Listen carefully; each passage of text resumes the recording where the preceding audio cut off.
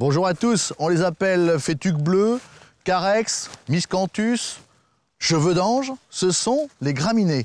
Eh bien ces graminées, longtemps on les a considérées comme de mauvaises herbes, puis après comme des herbes folles, mais on les prenait quand même. Aujourd'hui, elles entrent de plein pied dans nos massifs pour raviver la couleur des fleurs. Elles sont indispensables à nos massifs. Nous allons en parler car c'est maintenant qu'il faut les planter.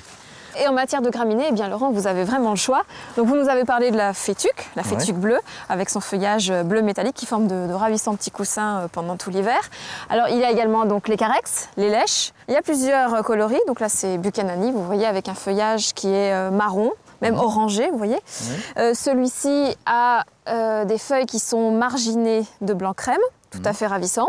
Et celui-là, un feuillage vert pomme. Le tout, bien sûr, pour harmoniser vos massifs. Au printemps, vous allez pouvoir les choisir en fonction des couleurs des fleurs qui seront dans le massif. Qu'a-t-il encore? Alors, ça.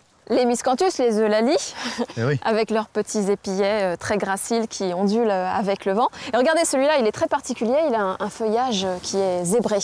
C'est aussi un miscanthus. Voilà. Alors là, vous avez les imperata qui ont, vous voyez, une feuille bordeaux.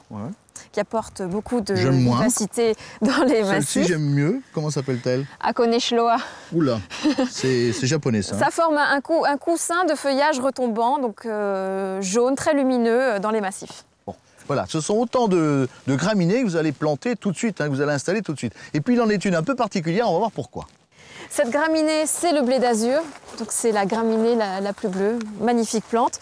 Le seul petit souci, c'est que cette graminée est très envahissante, comme la menthe, donc on va la planter dans son pot, dans le trou. C'est-à-dire que le pot va aller dans le trou? Directement, regardez, hop, attention, voilà, c'est lourd. Et ensuite on recouvre avec les gravillons pour rendre le pot totalement invisible. Et voilà, vous avez tout, vous savez tout, merci beaucoup, au revoir Valérie. Au revoir à tous.